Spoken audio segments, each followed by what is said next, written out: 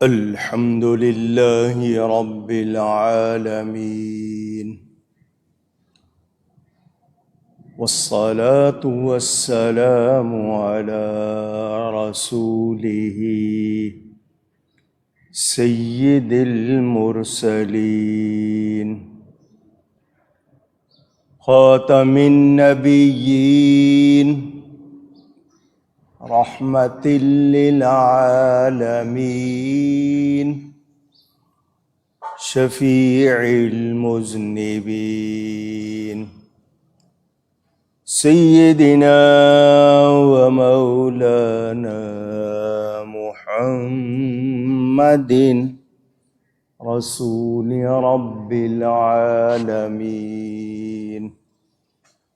وعلى آله وصحبه أجمعين.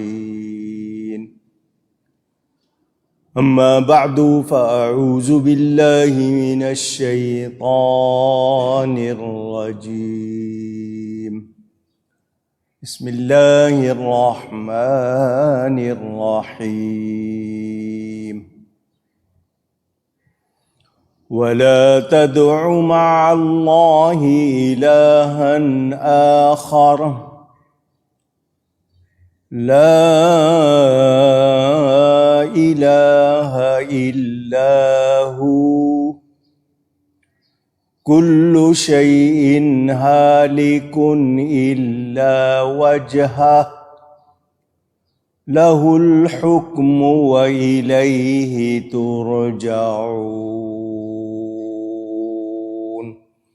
صدق اللہ العلی العظیم. محبت کے ساتھ ایک مرتبہ دروشی پڑھ لیجئے. اللہم صلی علی سیدنا و مولانا محمد معدن الجود والکرم وآلہ وصحبہ وبارک وسلم. الصلاة والسلام عليك يا رسول الله. الصلاة والسلام عليك يا حبيب الله. الصلاة والسلام عليك يا رحمة للعالمين وعلى آلك وأصحابك يا شفيع المذنبين.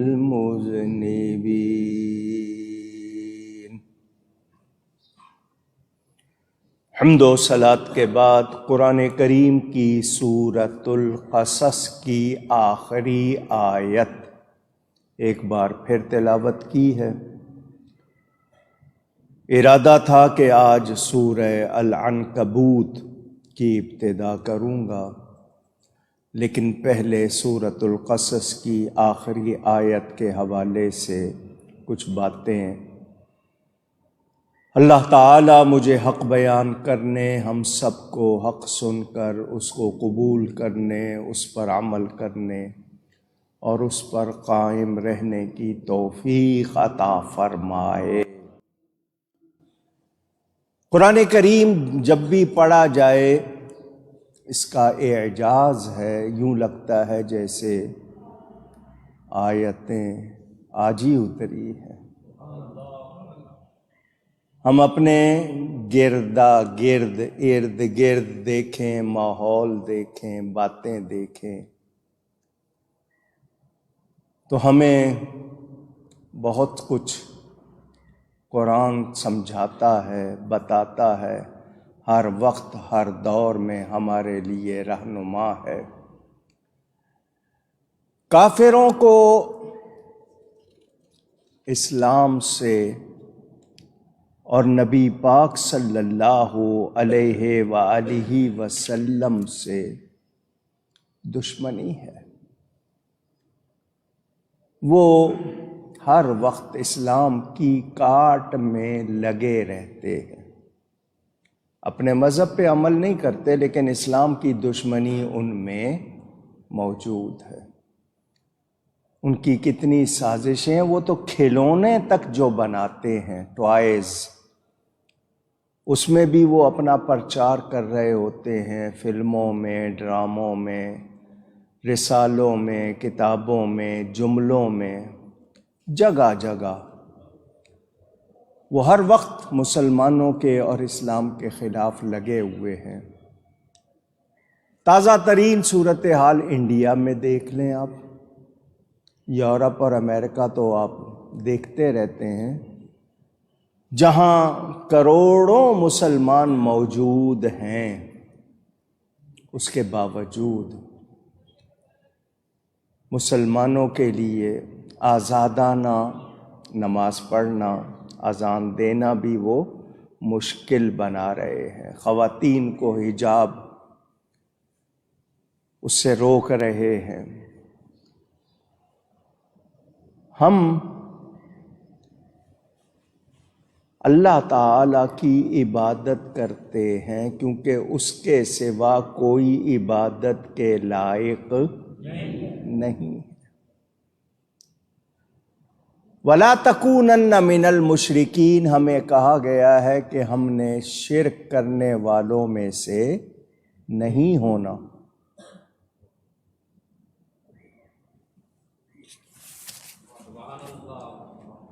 کیونکہ شرک وہ گناہ ہے جو توبہ نہ کریں تو معاف نہیں ہوتا، باقی جتنے گناہ ہیں اللہ چاہے تو معاف کر دے، مگر شرک وہ گناہ ہے کہ اگر سچی توبہ نہ کی جائے تو وہ معاف نہیں ہوتا۔ شرک کی صحیح تعریف معلوم ہونی چاہیے۔ کچھ لوگوں کو پتہ نہیں کوئی مرض ہے، بیماری ہے، ان کو مفتیان شرک کہہ لیں آپ، کہ وہ باتیں جو شرک نہیں وہ ان پر بھی شرک کا حکم لگا دیتے ہیں اور سچے مسلمانوں کو مشرک بناتے ہیں۔ آپ نے سنا ہے، دیکھا ہے، ہم ہاتھ باندھ کر کھڑے ہو کر ادب سے سلام پڑھیں، وہ اس کو شرک کہہ دیتے ہیں۔ جو چیز شرک نہیں ہے اس کو بھی شرک کہہ دیتے ہیں۔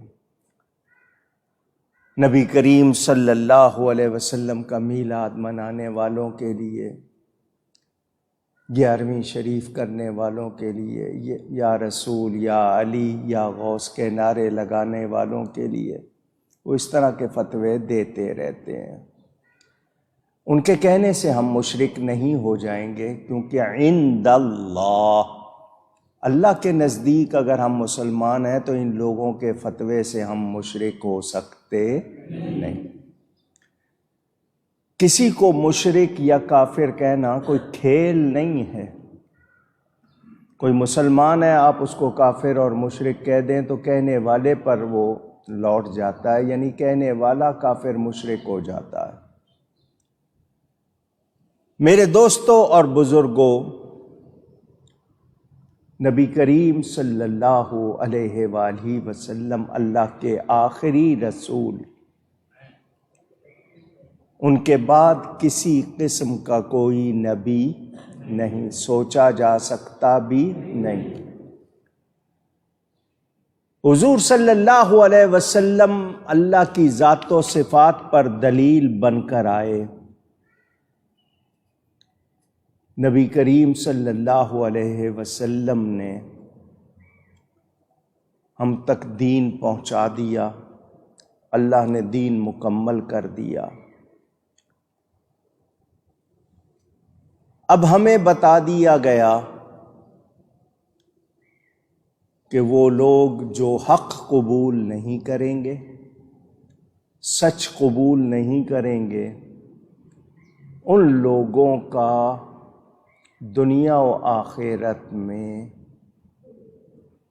خسارہ ہی خسارہ ہے، ان کے لیے کوئی خیر نہیں ہے۔ قرآن آج بھی بتا رہا ہے، حق واضح کر رہا ہے ایمان والے اپنے ایمان کو تازہ کرتے ہیں، واضح ہوتا ہے ان پر۔ قرآن یہ کہتا ہے کہ قرآن کی آیتیں پڑھ کر لوگوں کو دین کی طرف بلائیں، لیکن ترجمہ ہی غلط کریں گے، تفسیر ہی غلط کریں گے تو پھر کیا ہوگا؟ تو بجائے اللہ کی طرف بلانے کے وہ لوگ نام اللہ کا لیں اور حق بات نہ کریں، تو بتائیے کوئی بھلائی ہوگی؟ نہیں ہوگی۔ اللہ فرماتا ہے اور اللہ کے ساتھ دوسرے خدا کو نہ پوجو۔ میرے دوستوں اور بزرگوں، اللہ کے سوا کسی کو عبادت کے لائق سمجھنا یہ مسلمان کا کام نہیں ہے۔ ما سوی اللہ، اس کے معنی ہے اللہ کے سوا جو کوئی ہے، وہ مخلوق ہے، وہ العالمین ہے۔ اللہ تعالیٰ کو کسی نے جنا نہیں ہے، اس کی کوئی بیوی نہیں ہے، اس کی کوئی اولاد نہیں، وہ خود کسی کی اولاد نہیں۔ وہ جسم، جسمانیات، مکان، مکانیات، سمتوں، جہتوں سے پاک ہے۔ آپ لوگوں کو عادت اوپر والا کہنے کی، میں نے 1000 مرتبہ کہا ہے، یہ نہیں کہنا چاہیے۔ کچھ لوگ کہتے ہیں نیلی چھتری والا، اوپر والا، تو کہنا ہے تو یوں کہیں کہ نیلی چھتری بنانے والا۔ سمجھ آئی؟ اوپر والا تو اوپر کا مطلب یہ کہ باقی طرف کون ہے؟ سمتیں، جہتیں اللہ کے لیے نہیں ہیں، وہ ہر جگہ ہے، وہ ہر جگہ ہے۔ اوپر کی طرف اشارہ اگر کوئی کرے تو عظمت کے لیے ہوتا ہے، بلندی شان کے لیے ہوتا ہے، اس سے یہ مراد نہیں کہ اللہ تعالیٰ اوپر ہے۔ الہ کہہ کر، معبود سمجھ کر، عبادت کے لائق سمجھ کر کسی کو اللہ کے سوا پکارا بھی نہیں جا سکتا، نہ پوجا جا سکتا ہے نہ پکارا۔ معبود سمجھ کر، الہ، آپ کہتے ہیں نا لا الہ، الہ کے معنی معبود، عبادت کے لائق۔ اللہ کے سوا نہ تو کوئی اور عبادت کے لائق ہے نہ ہو سکتا ہے، تو اللہ کے سوا کسی کی عبادت نہیں ہوگی۔ اللہ کے سوا ہر چیز فانی ہے، ہر چیز ختم ہونے والی ہے۔ اگرچہ بعض پر فنا طاری نہ ہو، مگر اللہ باقی من کل فان، اللہ باقی ہے، باقی بالذات ہر چیز فانی ہے۔ جن کو اللہ بقا عطا فرما دے وہ اللہ کی شان ہے، مگر خود سے کمال والا ہونا یہ صرف اور صرف اللہ کی شان ہے۔ آپ نے سن لیا۔ تکوینی حکم اللہ کا ہے، فرشتے ہوں، انبیاء ہوں، اولیاء ہوں، اللہ کے فرمان کے تابع ہیں، زیر فرمان ہیں۔ باقی احکام حقیقتاً اللہ کے ہیں، اگرچہ مجازاً بادشاہ کو بھی حاکم کہتے ہیں، ملک میں حکومت ہوتی ہے، دوسروں کو بھی حاکم کہا جاتا ہے، لیکن حقیقتاً احکام اللہ کے ہیں۔ جو چاہے جدھر چاہے بھاگ لے، دوڑ لے، لوٹنا کس کی طرف ہے؟ اونچی اللہ کی طرف۔ ایمان والے دنیا میں ہی اللہ کو یاد رکھتے ہیں، اسی کا ہر وقت ذکر کرتے ہیں۔ آپ کہیں گے نہیں، ہم تو درود شریف بھی پڑھتے ہیں، یہ بھی اللہ ہی کا ذکر ہے، اسی کا حکم ہے۔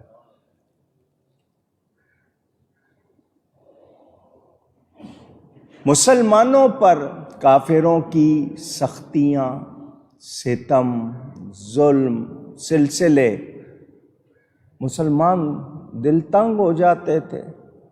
اللہ تعالیٰ نے فرما دیا گھبراؤ نہیں، یہ تمہارے ایمان کا امتحان ہے۔ مسلمانوں کو اللہ تعالیٰ آزماتا ہے ان کی قوت ایمانی کے مطابق۔ یہ قانون الہی ہے۔ کبھی بیماری آ جاتی ہے، کبھی مشکل آ جاتی ہے، کوئی مصیبت آ جاتی ہے، یہ سب رب کی آزمائشیں ہیں، اللہ کو معلوم ہے، مگر وہ دوسروں پر ظاہر کرتا ہے، دیکھو میرے بندے کیسے ہیں۔ جب بندے امتحان میں کامیاب ہو جاتے ہیں، اللہ کی طرف سے ان کو انعام، عزت، عظمت ملتی ہے، لوگوں میں وہ ممتاز ہو جاتے ہیں۔ مومن اللہ کی رضا پر راضی رہتا ہے۔ یہ جملہ دھیان سے سن لیں، مومن ایمان والا، جس کے دل میں ایمان ہے، صرف زبان پر نہیں، دل میں بھی ایمان ہے، کیونکہ اولئک کتب فی قلوبہم الایمان، مومنوں کے دل میں ایمان نقش کر دیا گیا ہے۔ تو جن کے دلوں میں نقش ہو چکا ہے وہ اللہ سے راضی رہتے ہیں، وہ اللہ سے کچھ ہو جائے وہ اللہ سے شکایت نہیں کرتے، معافی چاہتے رہتے ہیں۔ کیسے کیسے امتحان ہوئے، کوئی بندہ آرے سے چیر دیا گیا، لوہے کی کنگھیوں سے ان کے پرزے پرزے کیے گئے، آگ میں ڈال دیا گیا۔ بعضوں نے سختیاں اٹھائیں، حکم ہو گیا بچے کو ذبح کر دو، مگر جس کسی سے بھی اللہ تعالی نے امتحان کا معاملہ کیا، ایمان والے ثابت قدم رہے، وہ صاحبان رضا رہے، سب کچھ قربان کر دیا، شکایت نہیں۔ ہم شکایت کے عادی ہیں۔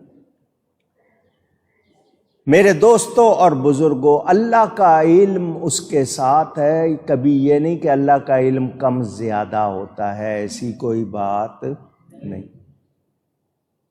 اللہ ظاہر کرتا ہے، امتحان لے کر ظاہر کرتا ہے، وہ خود نہیں جاننا چاہتا، اس کو معلوم ہے، وہ ظاہر کرتا ہے۔ یہاں جو لوگ غلط ترجمہ کرتے ہیں وہ رب تعالیٰ کے بارے میں صحیح عقیدہ نہیں رکھتے۔ میرے دوستوں اور بزرگوں، اللہ تعالی سچا اور جھوٹا ظاہر کرنے کے لیے امتحان کرتا ہے۔ ہمارے علم کے لیے ہیں یہ باتیں، اللہ خود سے سب کچھ جانتا ہے۔ کل قیامت کے دن کوئی اعتراض نہ کرے، اس لیے دنیا میں ہی ظاہر ہو جائے کون سچا ہے اور کون۔ سیدنا امام حسین رضی اللہ تعالی عنہ کو جب اہل جنت کی سرداری دی جائے تو کوئی یہ نہ کہہ سکے کہ یہ سرداری ہمیں کیوں نہیں ملی۔ تو کربلا میں ان کی قربانی اور ثابت قدمی نے ثابت کر دیا کہ ان کے لیے نبی کا فرمان واقعی سچا ہے۔ سمجھ آ رہی ہے بات؟ میرے دوستوں اور بزرگوں، کفر اور شرک یہ دو ایسی مصیبتیں، بلائیں، گناہ، مومن ان سے کوئی واسطہ رکھتا نہیں۔ ایمان والا ایمان لانے کے بعد کفر کی طرف لوٹنا اتنا ہی برا سمجھتا ہے جیسے آگ کی طرف جانا، تو وہ ہرگز پسند نہیں کرتا۔ تو ہمیں یاد رکھنا ہے ہم صرف اور صرف اللہ تعالی کی عبادت کرتے ہیں، اللہ کے سوا نہ کسی کو عبادت کے لائق سمجھتے ہیں، نہ عبادت کے لائق سمجھ کر پکارتے ہیں۔ مسئلہ سن لے، آسان کر کے سمجھا دوں۔ کچھ لوگ یہ ترجمہ کرتے ہیں اللہ کے سوا کسی کو نہ پکارو۔ جو اللہ کے سوا کسی کو پکارے گا وہ مشرک ہو جائے گا۔ بیوی کو میاں نے پکارا، میاں نے بیٹے کو پکارا، باپ نے، آپ نے کسی کو پکارا، تو وہ جس کو پکار رہے ہیں وہ اللہ ہے یا لوگ ہیں؟ پوچھ رہا ہوں۔ تو اگر یہ ترجمہ کریں کہ اللہ کے سوا کسی کو بھی پکاریں گے تو شرک ہو جائے گا، کوئی بچے گا؟ او بھائی، اے میاں، شرک ہو گیا۔ جو لوگ یا رسول یا علی یا غوث کہنے کو شرک کہتے ہیں، میں ان سے پوچھ رہا ہوں، تم کہتے ہو نا کہ اللہ کے سوا کسی کو نہ پکارو، تو تم جن کو پکار رہے ہو؟ ہم تو رسول اللہ کہتے ہیں نا، یا رسول اللہ، اے اللہ کے رسول، تو ہم ان کو اللہ تو نہیں سمجھ رہے، ہم ان کو اللہ تو نہیں کہہ رہے۔ ہم یا علی کہہ رہے ہیں تو نام بندے کا ہے، ہم یا غوث کہہ رہے ہیں تو نام بندے کا ہے، اللہ کے ولی کا ہے، تو اس کو ہم خدا نہیں سمجھ رہے، خدا کا شریک نہیں سمجھ رہے، کوئی خدا کے مثل نہیں سمجھ رہے، اللہ کا پیارا سمجھ کے پکار رہے ہیں۔ تم کہتے ہو اللہ کے سوا کسی کو بھی پکارا، تو پھر مجھے بتائیں جو آپس میں ایک دوسرے کو پکار رہے ہیں ان کے لیے کیا حکم ہوگا؟ تو بات وہ کرو جو صحیح ہے، اور وہ بات یہی ہے کہ اللہ کے سوا کسی کو عبادت کے لائق سمجھ کر پکارا جا سکتا نہیں، اللہ کا شریک سمجھ کر پکارا جا سکتا نہیں، مستعان حقیقی یعنی حقیقی طور پر مددگار سمجھ کر پکارا جا سکتا نہیں، اللہ کا پیارا سمجھ کے، اللہ کی عطا کا مظہر سمجھ کے پکارا جا سکتا ہے، پکارتے آئے۔ 1400 سال کے پکارنے والوں کے لیے امام نبہانی نے پوری کتاب 3 جلدوں میں ہے، کس کس نے کب کب نبی پاک کو کس طرح پکارا، جتنے ان کو مل گئے سارے اس کتاب میں جمع کر دیے انہوں نے۔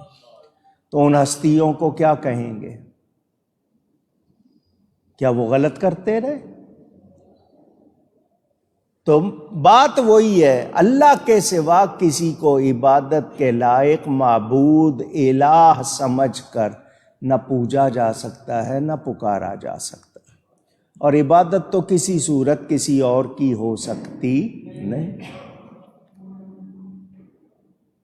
صرف پکارنا، پیار سے پکارنا، محبت سے پکارنا، یہ منع نہیں ہے۔ امام بخاری جنہوں نے بخاری شریف مرتب کی ہے، حدیث کی مشہور کتاب، ان کی دوسری کتاب ہے الادب المفرد، 1300 سے زیادہ حدیثیں اس میں انہوں نے جمع کی ہیں۔ مسلمان کی زندگی کیسی ہونی چاہیے، اس حوالے سے بڑی پیاری کتاب ہے۔ اس میں یہ حدیث موجود ہے، صحابہ بیٹھے ہوئے، ایک صحابی کا پاؤں سو گیا، غالباً ابن عمر رضی اللہ تعالی عنہ کا بیان، پاؤں سن ہو گیا، نم ہو گیا۔ تو دوسروں نے کیا کہا ان کو، جس کے لیے لکھا ہے کہ اپنی سب سے پیاری ہستی کو پکارو، جس سے بہت زیادہ پیار کرتے ہو اس کو پکارو۔ انہوں نے سوچا نہیں کہ میں بیوی کو پکاروں، بیٹے کو پکاروں، بیٹی کو پکاروں، بھائی کو پکاروں، ماں باپ، انہوں نے فوراً نبی پاک کو پکارا۔ امام بخاری حدیث لکھ رہے ہیں، ادھر پکارا، ادھر وہ جو سن ہو گیا تھا وہ فوراً ٹھیک ہو گیا۔ نبی پاک صلی اللہ علیہ وسلم کے پردہ فرمانے کے بعد دور بیٹھے ہوئے یا رسول اللہ یا محمدہ کہہ کے پکارا یا نہیں پکارا؟ جو جنگ ہوئی مسیلمہ کذاب کے ساتھ، جس نے نبوت کا جھوٹا دعویٰ کیا تھا، وہ بھی اپنے آپ کو مسلمان کہتے تھے، وہ کہتا تھا میں نبی کی نبوت میں شریک ہوں۔ حضرت ابوبکر نے لشکر بھیجا، ادھر مسیلمہ کا لشکر بھی نعرہ تکبیر لگا رہا ہے، ادھر صحابہ کا لشکر بھی نعرہ تکبیر لگا رہا ہے، دونوں طرف سے اللہ اکبر کی صدائیں آ رہی ہیں۔ البدایہ والنہایہ کتاب موجود ہے، اب تو اردو ترجمہ بھی ہو چکا۔ فرق کیسے پتا چلے؟ وہ بھی اللہ اکبر کہہ رہے ہیں، یہ بھی اللہ اکبر۔ تو البدایہ میں موجود اس وقت صحابہ نے کیا نعرہ لگایا؟ یا رسول اللہ۔ فرق ہو گیا۔ تو یا رسول اللہ کا نعرہ صحابہ نے لگایا یا نہیں لگایا؟ اونچی نبی پاک کے پردہ فرمانے کے بعد حضور صلی اللہ علیہ وسلم کے بارے میں بیان موجود، صحابہ نے لگائے نعرے، پوری امت پکارتی رہی ہے۔ امام بوصیری جن کا قصیدہ بردہ مشہور نبی پاک کے تقریباً 500 سال کے بعد مصر کے ملک کے شہر اسکندریہ میں اپنے بستر پر لیٹے ہیں، فالج ہو گیا ہے، چل پھر نہیں سکتے، وہ وہاں سے پکار رہے ہیں یا اکرم الخلق مالی من الوذ بہ، اے اللہ کی مخلوق میں سب سے زیادہ عزت والے، مشکل پریشانی میں میرا آپ کے سوا کوئی نہیں ہے۔ یا کہہ کے پکار رہے ہیں یا نہیں پکار رہے؟ اونچی ان کا فتویٰ دیکھیں تو کوئی بچے گا؟ دیوبند کے پیر صاحب کہلانے والے حاجی امداد اللہ مہاجر مکی، وہ 14ویں صدی میں پکار رہے ہیں، یا محمد مصطفیٰ فریاد ہے، اے رسول کبریا فریاد ہے۔ خود تھانوی صاحب پکار رہے ہیں، یا شفیع العباد خذ بیدی انت فی الاضطرار معتمدی، اے بندوں کی شفاعت کرنے والے میری دستگیری کیجیے۔ کوئی بچا فتوے سے؟ پوچھ رہا ہوں۔ تو جو لوگ یہ کہتے ہیں نہیں یا کہہ کے کسی کو نہیں پکارنا، تو قبرستان جا کے کیا کہتے ہیں؟ السلام علیکم یا اہل القبور یا اہل الدیار من المومنین۔ تو ان کے نزدیک یا کہہ کے کسی اور کو پکارنا ہی نہیں ہے، تو پھر بات کیا ہوئی؟ دور نزدیک، وفات زندہ، ہیر پھیر کرتے ہیں۔ والد صاحب قبلہ نے اپنی کتاب راہ حق میں یہ ساری باتیں لکھ دی ہیں، جس کو تفصیل پڑھنی ہو پڑھ لے۔ تو یا رسول کا نعرہ یا علی کا نعرہ لگانے والے ہرگز مشرک نہیں ہیں۔ عبادت کے لائق صرف اور صرف اللہ ہے، اس کے سوا کسی کی کسی طرح عبادت کی جا سکتی نہیں، صرف اور صرف اللہ۔ عبادت کے لائق صرف وہی ہے، کوئی زندہ، کوئی مردہ، کوئی چیز ہرگز پوجی جا سکتی نہیں۔ وہ تمام لوگ جو کسی طرح یہ کہتے ہوں کہ نہیں جی کسی اور کی بھی پوجا ہو سکتی ہے، تو وہ سن لیں، اللہ کے سوا کسی کی پوجا ہو سکتی نہیں۔ مظاہر قدرت، کوئی آگ کو پوج رہا ہے، کوئی پانی کو پوج رہا ہے، کوئی ستاروں کو، کوئی چاند کو، کوئی آگ کو، کوئی بت بنا کے پوج رہا ہے، یہ سب غلط ہے۔ کسی نبی ولی کی بھی پوجا ہو سکتی، عبادت، ورشپ، ورتھی آف ورشپس اونلی اللہ، اللہ کے سوا کوئی عبادت کے لائق نہیں۔ ہم کلمہ پڑھتے ہیں لا الہ، ٹھہریں اتنا کلمہ، صرف ترجمہ اس کا یہ کوئی عبادت کے لائق نہیں، صرف اتنا یہ کلمہ کفر ہے، صرف اتنا کہنا لا الہ کوئی عبادت کے لائق نہیں، اتنا کہنا یہ کلمہ کفر۔ آگے کہیں گے الا اللہ، اب یہ کلمہ اسلام ہو گیا، مگر اللہ، معنی کیا ہوا؟ اللہ کے سوا کوئی عبادت کے لائق نہیں۔ ذرا دھیان دیجئے، ہم نے پہلے کہا لا کے معنی نہیں، پھر الہ کوئی معبود نہیں، کیا مطلب؟ اللہ کی شان کا، اس کی عبودیت کا اقرار کرنے سے پہلے جھوٹے خداؤں کی ہم نے نفی کی، انکار کیا۔ کوئی خدا نہیں ہے مگر اللہ، تو اللہ کو ماننے سے پہلے تمام جھوٹے خداؤں کا ہم نے پہلے انکار کیا ہے۔ تو کیا مطلب کہ ایمان والا اللہ کے سوا کسی کی عبادت کا سوچ بھی نہیں سکتا۔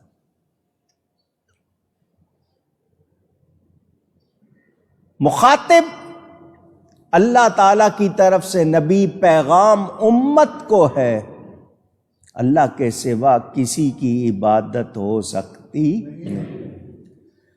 جانور حضور کو سجدہ کرتے تھے، بکریوں نے، اونٹوں نے نبی پاک کو سجدہ کیا، نبی پاک کو سجدہ کیا، زور سے کہے۔ صحابہ نے دیکھا، عرض کی حضور ہم زیادہ حق رکھتے ہیں، یہ جانور آپ کو سجدہ کر رہے ہیں، ہم زیادہ حق رکھتے ہیں۔ فرمایا تمہارے لیے اللہ کے سوا کسی کو سجدہ جائز نہیں۔ سجدہ دو طرح کا ہوتا ہے، ایک عبادت کا سجدہ، ایک تعظیم کا سجدہ۔ حضرت آدم علیہ السلام کو فرشتوں نے سجدہ کیا، تعظیم کا تھا۔ یوسف علیہ السلام کو ان کے بھائیوں نے سجدہ کیا، وہ سجدہ تعظیم کا تھا۔ پہلی شریعتوں میں جائز تھا، اسلام میں جائز نہیں۔ خواہ تعظیم کا ہو، عبادت کا ہو، دونوں سجدے جائز نہیں۔ تعظیم کا سجدہ کسی کو کریں گے حرام ہے، گناہ ہے۔ عبادت کا سجدہ کسی اور کو کریں گے اللہ کے سوا، وہ شرک ہوگا۔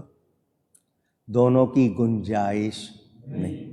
لیکن صحابہ نے سجدے کے لائق سمجھا نا، کہا نا، سجدے کے لائق سمجھا، مگر اجازت نہیں ملی۔ ہاتھ پاؤں چومنے کی اجازت مل گئی، سجدے کی اجازت نہیں ملی۔ دل نے چاہا، انہوں نے چاہا، فرما دیا اللہ کے سوا کسی کو سجدہ جائز ہوتا تو میں بیوی کے لیے کہتا کہ وہ اپنے شوہر کو سجدہ کرے، لیکن اللہ کے سوا کسی کو سجدہ نہیں ہے۔ اب غور کریں، بیوی کے لیے ہوتا کہ وہ شوہر کو سجدہ کرے، کہ بیوی کے لیے شوہر کتنا اہم، کتنے درجے والا ہے، تو شوہر کا درجہ تو شمار ہو سکتا ہے، نبی کی شان معلوم ہو سکتی ہے۔ سوچیں، غور کریں۔ اسی لیے اعلیٰ حضرت نے کتنی پیاری بات کی، فرماتے ہیں پیش نظر وہ نوبہار، سجدے کو دل ہے بے قرار، پیش نظر وہ نوبہار، سجدے کو دل ہے بے قرار، روکیے سر کو روکیے، ہاں یہی امتحان ہے۔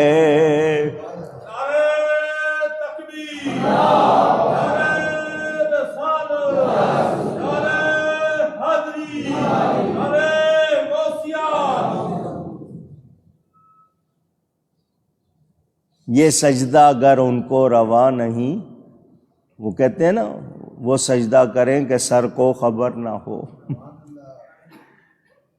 ہم اللہ کے نبی جو مخلوق میں سب سے اعلیٰ ہیں ان کو بھی سجدہ کرتے نہیں، تو پھر ہم پر شرک کے فتوے کیوں لگائے جاتے ہیں؟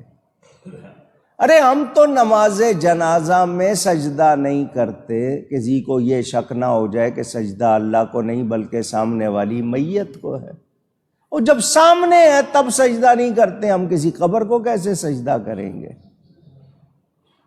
قدم بوسی اور چیز ہوتی ہے، چومنا اور چیز ہوتی ہے، سجدہ کرنا۔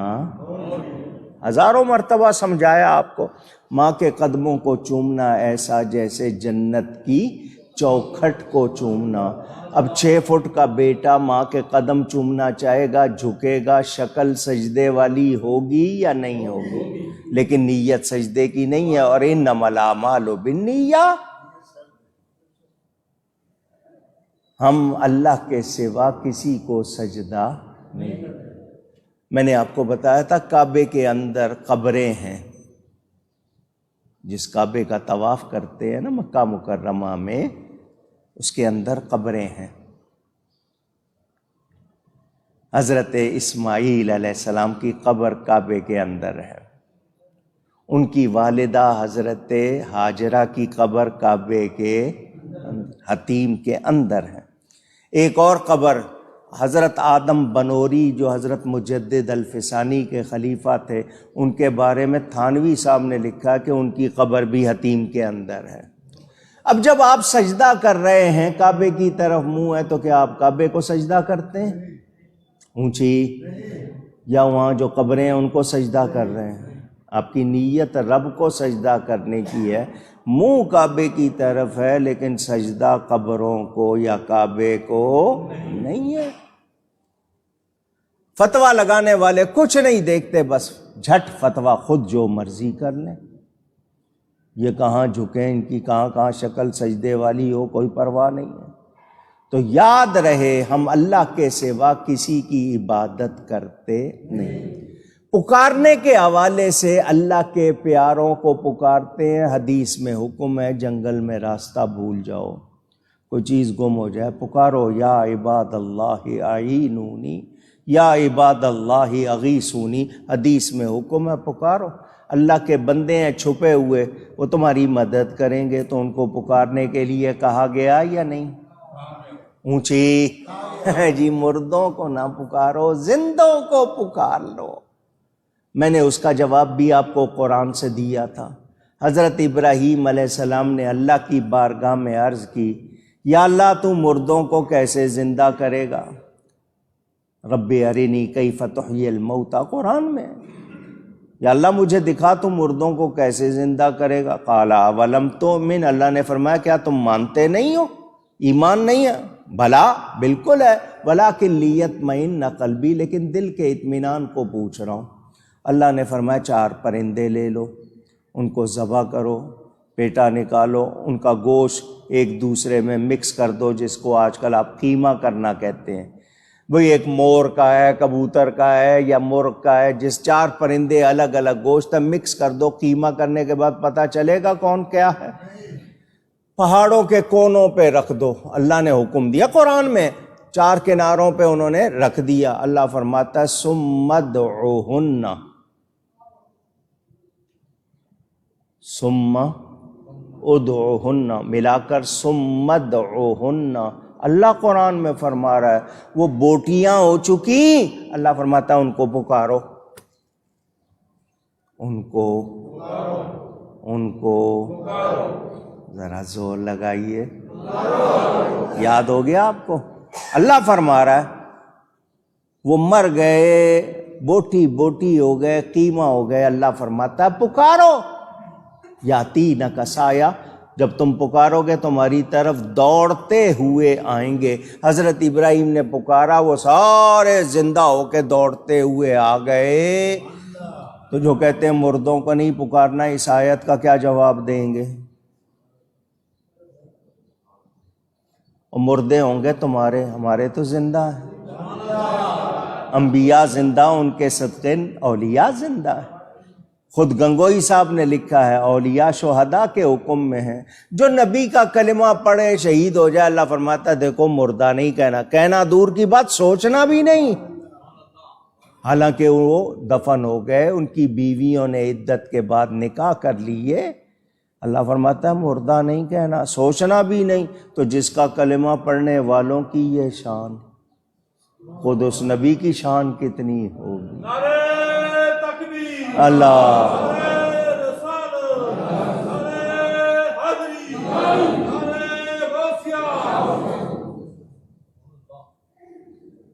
پکارنے کا ذکر بھی کہتے ہیں نہیں، نزدیک سے پکار لو، دور سے نہ پکارو۔ تو یہ سارا ٹیلی فون سسٹم جو آپ کا چل رہا ہے، کراچی سے ملا رہے ہو، دنیا کے اگلے کنارے پہ بات کر رہے ہو، اور سائنس نے بتا دیا جب مادیات میں اتنی شان ہے، اللہ نے جن کو نبی ولی بنایا کتنی شان دی ہوگی۔ سائنس نے بتایا انسان کے منہ سے آواز نکلتی ہے، فضا میں موجود ہو جاتی ہے، اس کو کیچ کیا جا سکتا ہے، یہ سائنس نے نکالا۔ مسلمانوں کے واقعات سن کر سائنس نے اس بات پر ریسرچ کی، تحقیق کی، تو پتہ چلا آواز کیچ کی جا سکتی ہے۔ انہوں نے ریڈیو بنا دیا، اینٹینا ایریل، اس کے اندر طاقت ہے کیچ کرنے کی، جتنی اس کی رینج ہے، رسائی ہے۔ اب چھوٹا سا ریڈیو لیتے تھے، بیٹری سیل ڈالتے تھے، یہاں بیٹھے بیٹھے برطانیہ سن رہے ہیں، امریکہ سن رہے ہیں، جرمنی سن رہے ہیں، سنتے تھے یا نہیں؟ آواز کیچ ہوتی ہے، پہنچائی جاتی ہے۔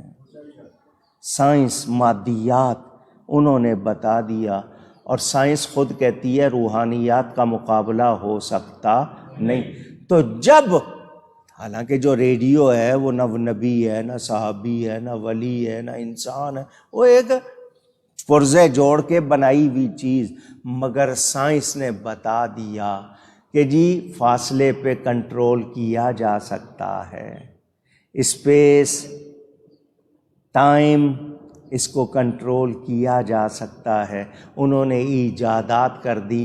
اب آپ کو وہ شکل بھی دکھا رہے ہیں، حرکت بھی دکھا رہے ہیں، یا بیٹھے بیٹھے دنیا کے کنارے پہ دیکھ رہے ہیں، اور یہ کہا جائے کہ نبی کچھ نہیں دیکھ سکتا، ولی کچھ نہیں دیکھ سکتا، تو بتائیے یہ لوگ عقل کے اندھے ہیں یا نہیں؟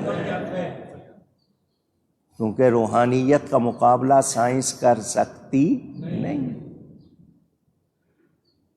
حضور صلی اللہ علیہ وسلم مدینہ میں بیٹھے بیٹھے جنت دیکھ رہے ہیں، 8000 سال کے فاصلے پہ، 7 آسمانوں کے اوپر، وہ بھی دیکھ رہے ہیں، حوض بھی دیکھ رہے ہیں، سب کچھ بتا بھی رہے ہیں۔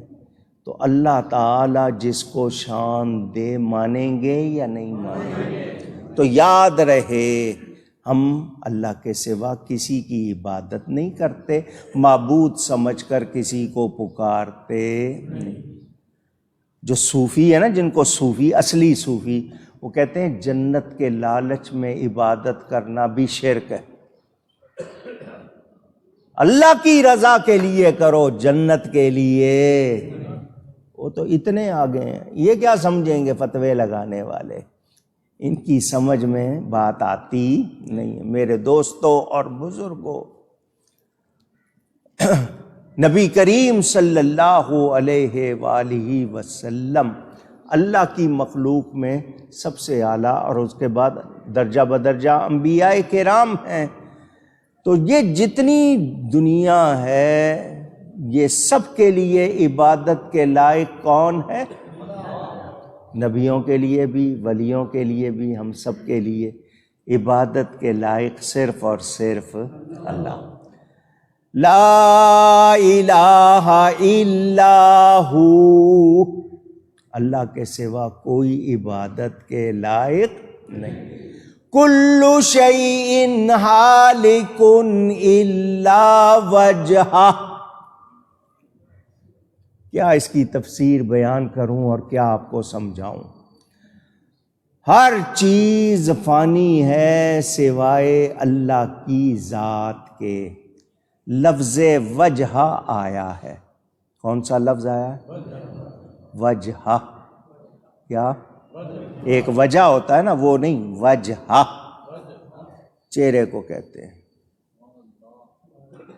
نبی پاک صلی اللہ علیہ وسلم کی سنہری جالیاں ان کو مواجہ کہتے ہیں، کہ وہاں سے وہ نبی پاک کے چہرے کی طرف لگی ہوئی ہے نا، تو ان کو مواجہ. وجہ کے معنی کیا ہوتے ہیں؟ چہرہ. اب اللہ تو جسم سے پاک ہے، اللہ جسم سے اب مانا ذات. اب ایسے لفظی ترجمہ کریں، کل شیء ہالک الا وجہ، ہر چیز ہلاک ہونے والی ہے مگر اللہ کا چہرہ. تو اللہ تعالیٰ کا اس طرح چہرہ نہیں. یہاں دو معنی ہمارے علماء نے کیے، یا تو وجہ کے معنی اللہ کی ذات یا پھر اللہ کی رضا، کیونکہ اللہ جسم سے. وہ جو آیت پڑھتے ہیں فَأَيْنَمَا تُوَلُّوا فَثَمَّ وَجْهُ اللَّهِ، تم جس طرف منہ کرو اللہ کا چہرہ اسی طرف ہے. تو یہ اللہ کا چہرہ جو ہے، یہ اس سے مراد ہماری طرح کا چہرہ اونچی کہیے نہیں. اچھا جی، اب لسٹ بنائیں. انسان ہیں، جن ہیں، فرشتے ہیں، حوریں ہیں، جنت ہے، دوزخ ہے، عرش ہے، کرسی ہے، کائنات ہے، ہوا ہے، فضا ہے. اللہ جس کو باقی رکھنا چاہے گا رکھے گا، باقی ختم، معدوم. سوائے اللہ کی رضا کے، اللہ کی ذات کے. کل من علیہا فان، سورہ رحمان میں پڑھتے ہیں نا، اللہ کے سوا باقی سب فنا پانے والے. وَيَبْقَى وَجْهُ رَبِّكَ ذُو الْجَلَالِ وَالْإِكْرَامِ. باقی کیا رہنا ہے؟ اللہ کی ذات میں. انڈیا میں دہلی میں ایک ہستی آرام فرما ہے، سلسلہ عالیہ نقشبندیہ کے مشہور بزرگ حضرت مجدد الفسانی کے پیر و مرشد. نام ہے ان کا حضرت سیدنا خواجہ رضی الدین محمد الباقی، المعروف حضرت خواجہ باقی باللہ رحمت اللہ تعالی علیہ. باقی باللہ کیا ہے؟ پھر کہیے محبت سے، سوچ کے ہی لطف آتا ہے. اللہ کے ساتھ باقی، اللہ جس کو باقی رکھے. ایک شخص آیا، حضرت جی یہ باقی باللہ کا کیا مطلب ہے؟ فرمایا پرسوں آنا، ڈے آفٹر ٹمارو کو پرسوں کہتے ہیں نا اردو میں، کل کے بعد پرسوں یہاں ہمارا جنازہ رکھا ہوگا. حضرت صاحب نے فرمایا یہاں ہمارا لوگ آئیں گے نماز پڑھنے، سب سے آخری صف میں، بالکل آخر میں تم کھڑے ہونا، تمہارے ساتھ ایک اور آ کے کھڑا ہوگا، نقاب پوش ہوگا، اس نے پردہ کیا ہوگا. جب نماز ہو جائے اس سے پوچھ لینا باقی باللہ کا مطلب کیا ہے. باقی باللہ کا مطلب کیا؟ وہ ہمارے جیسے نہیں جی آپ خود کیوں نہیں بتا دیتے، ابھی بتا دینا. اب وہ کہہ رہے ہیں کہ پرسوں جنازہ رکھا ہوگا. قرآن کہتا ہے کس نے کب مرنا ہے اللہ کے سوا کوئی جانتا نہیں. اللہ والے اللہ کی عطا سے جانتے ہیں، اللہ کے سوا کوئی خود سے جاننے والا نہیں۔ اس نے کہا بہت اچھا۔ آیا، حضرت کا جنازہ رکھا ہوا تھا، دنیا آئی، صفیں بنی ہوئی، وہ بالکل آخر میں آ کر کھڑا ہو گیا۔ ایک نقاب پوش آیا، نماز ہوئی، لوگوں نے نماز پڑھ کے دعا کر کے جانے لگے۔ وہ جس نے چہرہ چھپایا ہوا تھا وہ ایک طرف چل پڑا، یہ اس کے پیچھے۔ السلام علیکم حضرت جی، ایک مسئلہ پوچھنا ہے۔ کیا پوچھنا ہے؟ مجھے حضرت نے کہا تھا جو آخری آدمی آئے اس سے پوچھ لینا، مجھے پوچھنا ہے باقی باللہ کا مطلب کیا ہے؟ باقی باللہ کا اس نقاب پوش نے نقاب ہٹایا تو وہ خود حضرت باقی باللہ تھے۔ اللہ،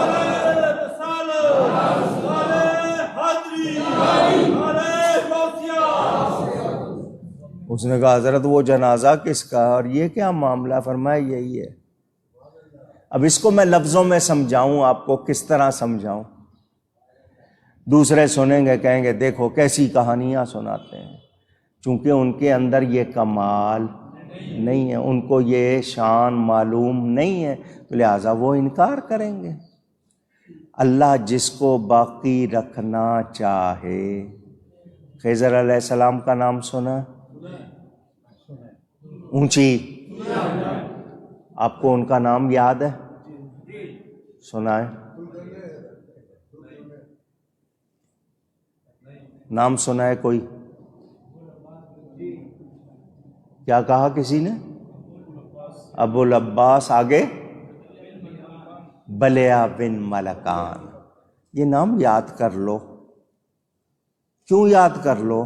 صرف اتنا نام یاد کرنے پہ آپ کو کتنی خیر ملے گی آپ کو اندازہ نہیں ہے۔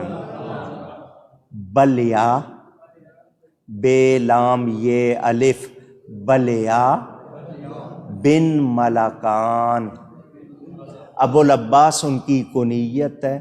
خضر ان کو اس لیے کہتے ہیں جدھر بیٹھتے ہیں وہ جگہ ہری ہو جاتی ہے، وہاں سبزہ اگاتا ہے۔ کیا کہتے ہیں ان کے بارے میں؟ زندہ پوچھ رہا ہوں، کتنے سال کی عمر ہے ان کی اگر زندہ ہیں تو؟ کچھ لوگ ان کو نبی مانتے ہیں، کچھ نبی نہیں، ولی مانتے ہیں۔ یہ بھی ایک مسئلہ ہے۔ سنیں، حضرت خضر، خضر کہو، خضر کہو، خضر کہو، ہر طرح ٹھیک ہے۔ حضرت خضر علیہ السلام اتنی شان والے، ان کے لیے کمال مان لیتے ہیں۔ حضرت خضر کی شان زیادہ ہے یا میرے نبی کی شان زیادہ ہے؟ جی حضرت خضر موجود ہے تو اللہ کا نبی کیوں موجود نہیں ہے؟ حضور صلی اللہ علیہ وسلم اللہ کی عطا سے حقیقی حیات کے ساتھ زندہ ہے۔ اللہ جس کو باقی رکھے، اللہ جس کو چاہے باقی رکھے۔ اس حوالے سے میں نے کہا نا کتنی آپ کو واقعات دوسروں کی کتابوں سے سنا دوں۔ نہیں، ان کی اپنی کتابوں میں لکھا ہے ایک پیر صاحب کی اچانک وفات ہو گئی، آگے کہیں قوالی تھی تو جو خادم تھے وہ پیر صاحب کے پاس بیٹھے ہوئے، دیکھو جی ان کی وفات ہو گئی، ہماری ڈیوٹی لگ گئی، ورنہ ہم بھی جاتے قوالی سنتے، شرکت کرتے۔ خود دیوبندیوں کی کتاب میں لکھا ہے یہ واقعہ۔ وہ جو بابا جی جن کا انتقال ہو گیا تھا نا، وہ اٹھ کے بیٹھ گئے وفات کے بعد، ان کا جاؤ تم لوگ قوالی سناؤ، میں پھر مر جاؤں گا۔ یہ لوگ نبیوں کے بارے میں، ولیوں کے بارے میں عجیب باتیں کرتے ہیں، لیکن حقیقی طور پر بقا کس کے لیے ہے؟ اونچی کہیے گا، اللہ جس کو باقی رکھے وہ اس کی رضا، وہ اس کی مشیت، ویسے بھی کوئی اللہ کے سامنے مستقل حیثیت رکھتا نہیں. ہم تو اللہ کی عطا سے ہیں نا، اللہ نہ چاہے تو ہم نہیں ہیں. تو یہ یاد رکھو اللہ تعالی کی ذات باقی ہے. تو جو اللہ میں فنا ہو جائے، جو اللہ میں فنا ہو جائے تو پھر وہ خود کہاں رہا؟ تو فنا ہو گیا اس میں. اب یہاں سے آگے مشکل سرحد شروع ہوتی ہے، جو میں لفظوں میں کہوں تو ہو سکتا ہے کوئی بات آپ کو سمجھ نہ آئے اور آپ خطرے میں پڑ جائیں. میں نے کئی مرتبہ سمجھایا، سمندر سے بلبلے نکلتے ہیں. بلبلا کب نکلتا ہے؟ جب پانی میں ہوا داخل ہو جاتی ہے، لہر آتی ہے، موج آتی ہے، ٹائیڈ آتی ہے، کیونکہ اس میں کیا شامل ہو جاتی ہے؟ ہوا نکال دو تو پھر پانی. تو جب ہوا لگی اس میں، ہوا گئی، نکلا، ہوا نکل گئی تو یہ ہوا ہی ہے نا. ہوا نکل گئی تو پھر اللہ والے اللہ کی ذات میں فنا ہو جاتے ہیں. پھر ان کو اللہ کی ذات میں اس کی اللہ کی بارگاہ سے بقا مل جاتی ہے. مجھے آپ کو سمجھ آئے یا نہ؟ مثنوی پڑھ لینا مولانا روم. میرے والد صاحب نے اس بات کو ذکر جمیل میں لکھا ہے، یہی کل شیء ہالکن، اسی کے تحت مولانا روم کے اشعار لکھ کر والد صاحب نے سمجھایا ہے. تو یاد رکھنا اللہ کے سوا کوئی رہنے والا نہیں ہے. لہ الحکم وإلیہ ترجعون،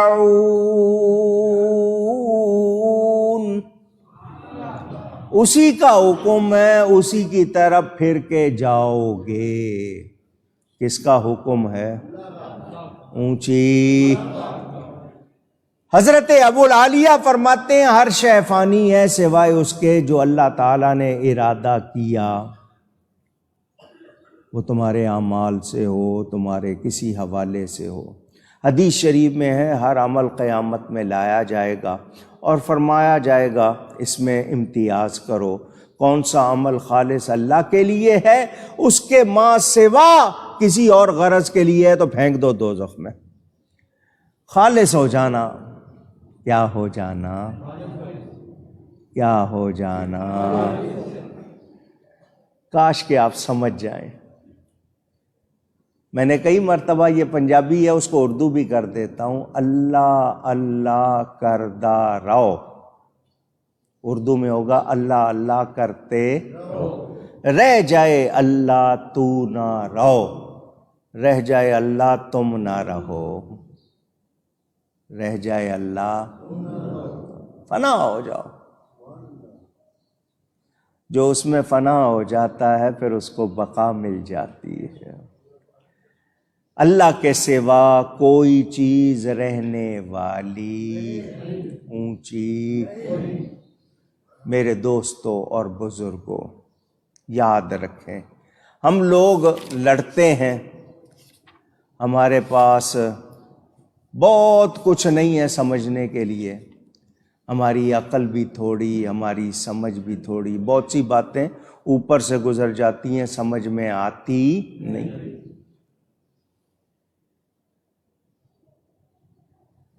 جو لوگ عقلیات پر ہیں جی ہمیں لاجک سے سمجھائیں، میں پوچھوں گا تمہاری لاجک کی رینج کتنی ہے، پہنچ کتنی ہے؟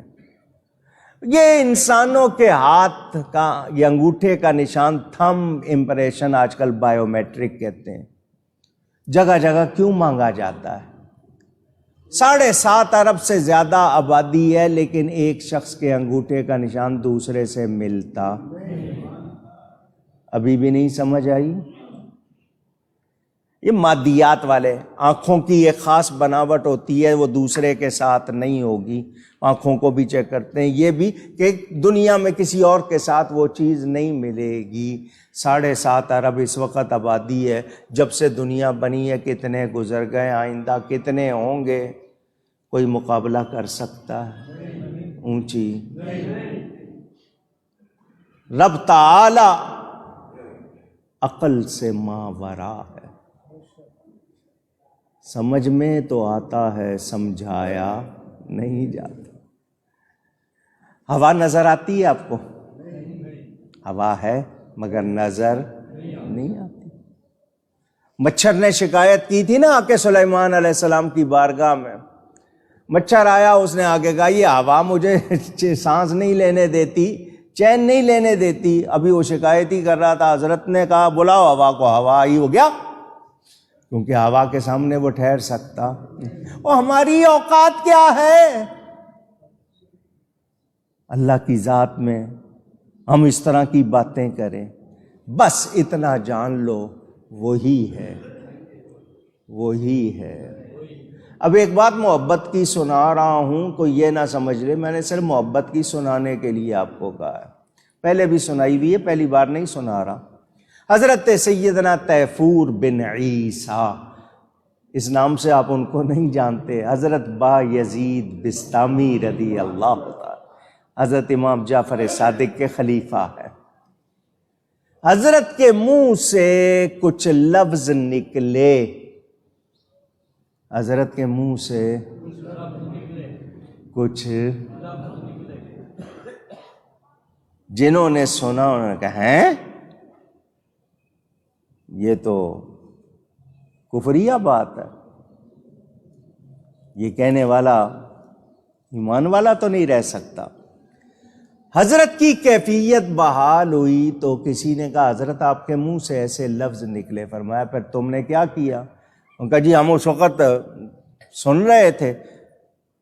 فرمایا تمہیں تو فوراً کارروائی کرنی چاہیے تھی، آئندہ کبھی میرے منہ سے وہ لفظ نکلیں تو تمہارے ہاتھ میں جو چیز ہو، چھری ہو، چاقو ہو، مارنا، لحاظ نہیں کرنا، شریعت کے معاملے میں لحاظ مارنا مجھے۔ بہت اچھا جی۔ کوئی وقت آیا پھر حضرت کی وہ کیفیت ہو گئی اور وہی الفاظ منہ سے نکلے، جنہوں نے سنے انہوں نے کہا حضرت صاحب نے کہا تھا مارنا، جس کے پاس چاقو، چھری، کوئی چیز تھی سب حضرت کی طرف پھینکی، ہاتھ کا نشان لیا، کسی نے بازو کا، کسی نے سینے کا، جہاں کا نشان لے کے مارتے حضرت کی بجائے خود کو لگتا۔ مار رہے ہیں حضرت کی طرف، لگ رہا ہے، اور جب خود زخمی ہونے لگے تو رک گئے، ہم تو ان کو مار رہے ہیں، خود زخمی ہو رہے ہیں، رک گئے۔ حضرت کی کیفیت بحال ہوئی، ذکر کیا حضرت پھر وہ ہوا تھا، فرمایا تمہیں کہا تھا نا مارنا، یہ مارا دیکھیں، مارتے آپ کو رہے، زخمی خود ہوتے رہے ہیں۔ تو حضرت نے پھر ایک جملہ فرمایا، حضرت نے سنیں گے، فرمایا پھر وہ میں نہیں تھا، پھر وہ میں وہی تھا، میں نہیں تھا وہی تھا۔ یہ صرف دل والوں کے سمجھنے کی بات، کہیں آپ کسی اور طرف نہ لے جائیے گا، یہ بڑی اونچی باتیں ہیں۔ تو جو رب میں گم ہو جاتے ہیں نا، فنا ہو جاتے ہیں، پھر اللہ ان کو نئی شان عطا فرماتا ہے، وہ خدا نہیں ہو جاتے، خدا ان میں گھس نہیں جاتا۔ یہ باتیں نہ لے لینا کہیں، میں پھر بار بار کہہ رہا ہوں، صرف سمجھا رہا ہوں، یہ فنا کا مقام بہت اونچا، جب اس درجے کو پہنچو گے نا تب سمجھ آئے گی۔ دوسری بات یہ کہ جانا کس کی طرف ہے، حکم کس کا ہے، ہو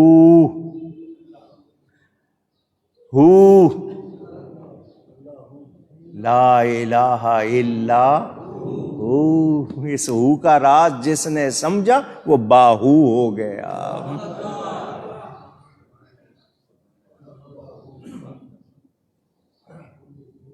اس ہو میں کیا راز ہے، جس کو سمجھ آ جائے پھر وہ اللہ کا پیارا بن جاتا ہے، اسی کی طرف جانا ہے، اسی کا حکم۔ اب آخری بات سنیں، میں اس کو اگر بہت لمبا کروں گا تو یہ اور چلے گا۔ لہ الحکم، حکم حقیقت میں کس کا ہے؟ حضرت علی کے زمانے میں خوارج، جن کو آج کل وہابی کہتے ہیں نا، یہ خارجی ان کا پرانا نام، یہ کہتے تھے جی اللہ کے سوا کسی کا حکم نہیں، اللہ کے سوا کسی کا حکم نہیں۔ آیت پڑھتے تھے قرآن کی، ان الحکم الا للہ، ایک آیت پڑھتے تھے باقی آیتیں چھوڑ دیتے تھے۔ حضرت علی فرماتے تھے باقی بھی تو پڑھو نا، جس قرآن میں یہ آیت ہے ان الحکم الا للہ، اسی میں ہے وَهُوَ أَحْكَمُ الْحَاكِمِينَ، اسی قرآن میں وَإِذَا حَكَمْتُمْ بَيْنَ النَّاسِ، اسی قرآن میں اور کتنی آیتیں ہیں، وہ کیوں تمہیں یاد نہیں آتی؟ حقیقی طور پر حاکم کون ہے، حکم کس کا ہے؟ اگر یہ کہو اللہ کے سوا کسی کا حکم نہیں تو پھر کوئی حکومت بھی جائز نہیں، پھر باپ کا حکم بیٹے کے لیے، پیر کا حکم مرید کے لیے، استاد کا حکم شاگرد کے لیے، شوہر کا حکم بیوی کے لیے، پھر کوئی بھی حکم نہیں ہوگا۔ خود بھلے حکم چلاتے رہیں، نبی کا حکم نہیں ماننا ہے۔ اللہ قرآن میں کیا فرماتا ہے؟ فَلَا وَرَبِّكَ لَا يُؤْمِنُونَ حَتَّى يُحَكِّمُوكَ، محبوب تیرے رب کی قسم کوئی مومن ہو ہی نہیں سکتا جب تک تیرا حکم نہ مانے۔ اللہ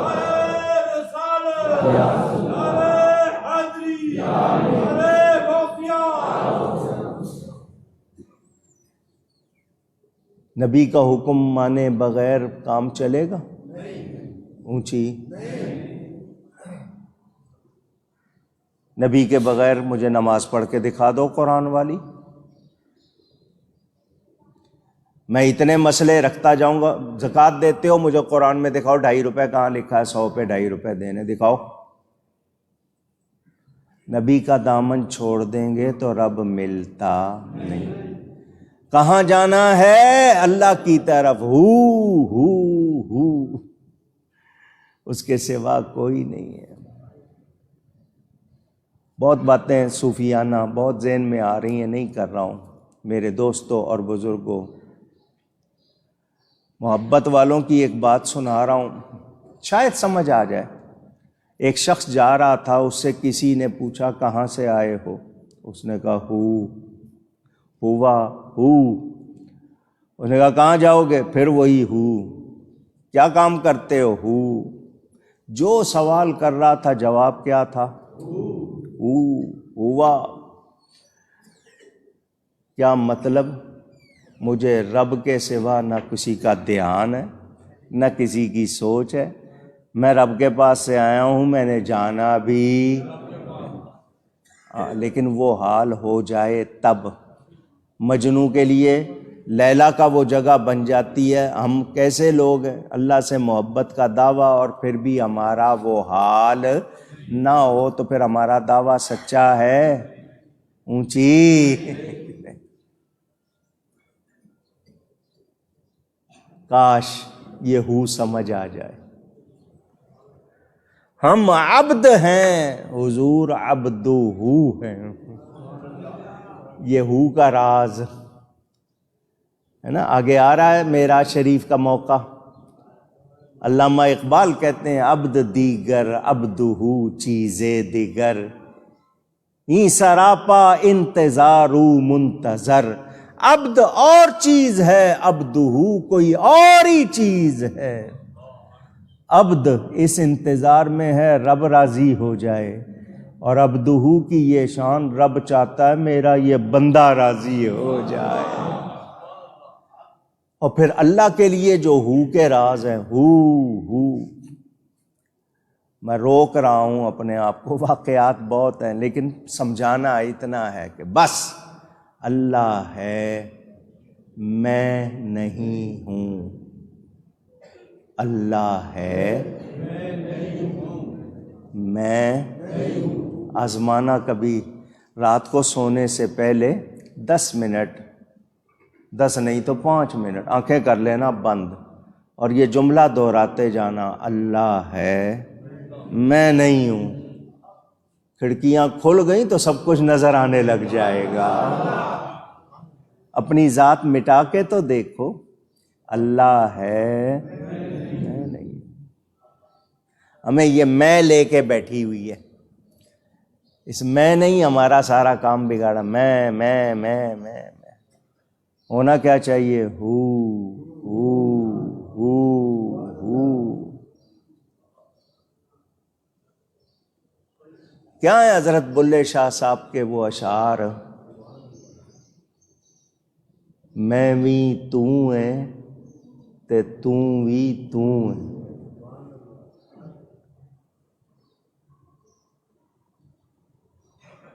جے کر تینوں باہر ویکھاں تے اندر کون سمانا ہے۔ یہ حضرت بلے شاہ صاحب کے ہیں۔ آگے کیا فرماتے ہیں؟ میں بھی تو ہے تے تو بھی تو ہے، پھر بلا کون نمانا۔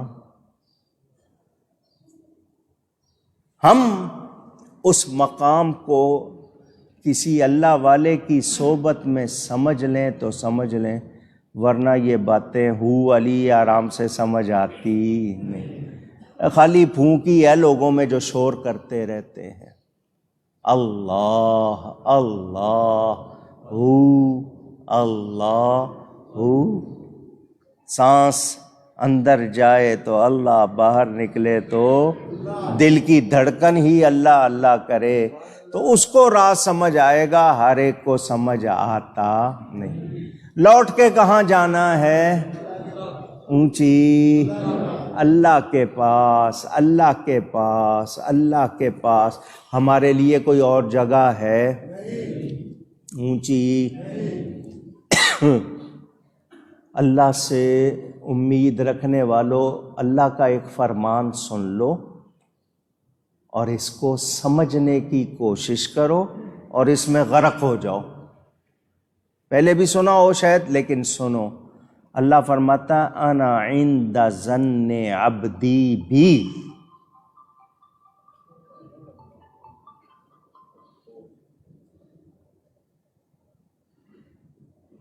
اور بجانا ہے بجا لیں آپ کو مسجد میں آنے سے پہلے فون بند کرنے کی توفیق نہیں ہوتی، اللہ کے گھر میں موسیقی بجاتے ہو، پتہ نہیں پھر ڈرتے کیوں نہیں ہو۔ انا عند ظن عبدی بی، کوئی ہے صوفی؟ اللہ فرماتا ہے میں اپنے بندے کے گمان کے ساتھ ہوں، اپنے بندے کے جیسا میرے لیے سوچے گا ویسا اس کے ساتھ کروں گا، جیسا سوچے گا ویسا کروں گا۔ ہم کیا سوچتے ہیں؟ یا اللہ تو رحمان ہے، یا اللہ تو رحمان، رحمان نہیں رحمان ہے۔ کیا ہے؟ رحمان۔ عربی میں جب نام ہوں گے نا تو جس طرح ہے ویسے آپ رحمان پڑھتے نہیں، رحمان، الرحمان۔ یا اللہ تو رحمان ہے، 70 ماؤں سے بڑھ کر اپنے بندوں سے پیار کرنے والا۔ اور اللہ فرماتا ہے جیسا سوچو گے ویسا۔ ہم کیا سوچتے ہیں؟ اللہ کو پہچانو، اس سے پیار کرو، اس سے کیوں کہ وہ میرے مصطفیٰ کا رب ہے، وہ نبی پاک کا معبود ہے،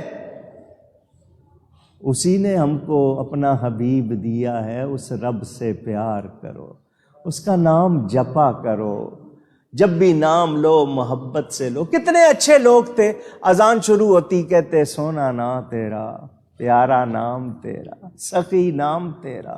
خوش ہوتے تھے اللہ کے نام سے، تو جو اللہ سے خوش ہوتے ہیں اللہ ان کو خوش کر دیتا ہے۔ ہمیں آج توفیق نہیں، ہم اللہ تعالیٰ کا نام بھی محبت سے لیتے نہیں۔ میرا رب کتنا پیارا ہے، میرا رب کتنا مہربان ہے، اسی کے پاس جانا ہے، اسی کا حکم ہے، لوٹ کے بھی اسی کے پاس، اسی کے پاس۔ سناؤ، ماں مارتی ہے تو ماں مارے تو ماں کی ماں کھا کے کدھر جاتے ہو؟ بتاؤ نا، ماں کی گود میں جاتے ہو، مارا بھی اسی نے، اسی کی گود میں جا رہے ہیں۔ ابھی بھی رب سمجھ نہیں آیا؟ اس ماں کے پیار میں رب کو دیکھو، یہ تو ماں کا تھوڑا سا پیار ہے، رب کا پیار کتنا ہے۔ ہم مانتے ہیں وہ بے نیاز ہے، بے پرواہ ہے، مگر کریم ہے، مگر میں نے آپ کو سنایا تھا نا، قیامت میں دو بندے اللہ کی بارگاہ میں پیش ہوں گے. جب پیش ہوں گے اللہ کی بارگاہ میں، دونوں کو اعمال نامہ دیا جائے گا. پڑھو، ایک نے اللہ کا کہنا نہیں مانا ہوگا اور دوسرے نے سستی کی ہوگی. دوسرے نے، ایک نے کہنا نہیں مانا، دوسرے نے. دونوں کا جب رزلٹ آئے گا، اللہ فرمائے گا ان کو لے جاؤ دوزخ میں. کہاں لے جاؤ؟ جہنم عربی میں ہے، دوزخ فارسی میں ہے. دوزخ آگ، جہنم بھی آگ کو کہتے ہیں، نار بھی آگ کو کہتے ہیں، ہیل انگلش میں بھی آگ کو کہتے ہیں. دوزخ میں لے جاؤ. ایک بڑی تیزی سے جائے گا دوڑتے ہوئے، جیسے کسی جگہ جلدی پہنچنا ہو نا، دوڑے گا. دوسرا بار بار پیچھے مڑ کے دیکھے گا، جا رہا ہے پھر دیکھ رہا پیچھے، جا رہا ہے پھر دیکھ رہا پیچھے. اللہ تعالیٰ سب کچھ جانتا ہے. اللہ فرشتوں سے کہے گا ان کو واپس لاؤ. آ گئے دونوں واپس. اور تو بڑے تیزی سے دوزخ کی طرف جا رہا ہے، کیا دوزخ پسندیدہ جگہ ہے تیری؟ بہت تیزی دکھا رہا ہے، دوڑ کے جا رہا ہے. اس نے کہا یا اللہ میں نے آج فیصلہ کیا تھا، دنیا میں میں نے تیرا کہنا نہیں مانا، آج جو تو کچھ کہے گا میں مانوں گا. آج میں نے یہ طے کیا تھا کہ تیرا کہنا ماننا ہے، جو بھی تو فرمائے گا دنیا میں میں نے نہیں مانا، آج مانوں گا. تو تیرا حکم تھا تو میں نے کہا اس مجھ سے سستی نہ ہو، میں دوڑ کے گیا.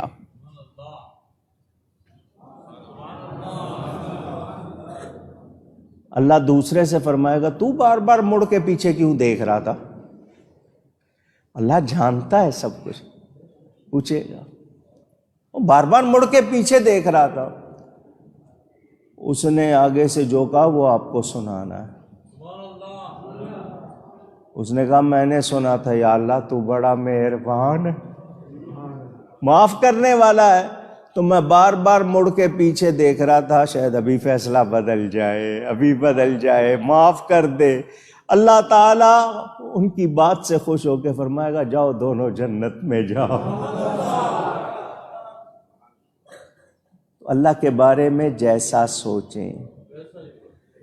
اللہ کے پاس جانا ہے تو خوف ہونا چاہیے یا نہیں؟ اونچی. آج ہم اللہ کے خوف سے بے پرواہ ہو گئے، بھول گئے رب کے پاس جانا ہے.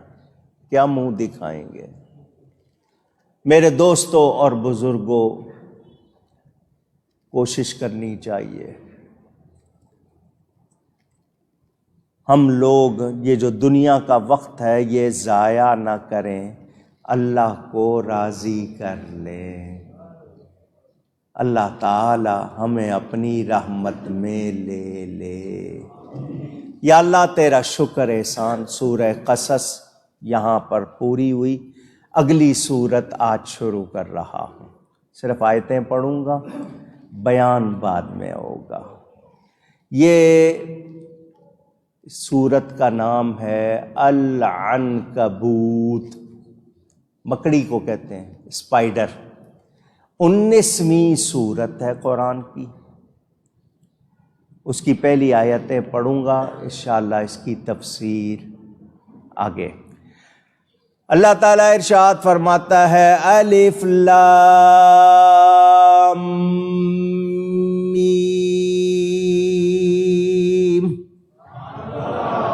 احسب الناس ان يتركوا ان يقولوا آمنا. کیا لوگ اس گھمنڈ میں ہیں کہ اتنی بات پر چھوڑ دیے جائیں گے کہ وہ کہیں ہم ایمان لائے.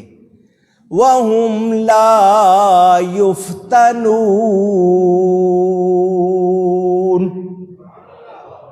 اور ان کی آزمائش نہیں ہوگی۔ کیا مطلب؟ کیا لوگوں نے یہ سوچا ہوا ہے کہ ہم نے کہہ دیا ہم ایمان لے آئے اب ہمارا امتحان نہیں ہوگا؟ وَلَقَدْ فَتَنَّ الَّذِينَ مِن قَبْلِهِمْ فَلَيَعْلَمَنَّ اللَّهُ الَّذِينَ صَدَقُوا وَلَيَعْلَمَنَّ الْكَاذِبِينَ۔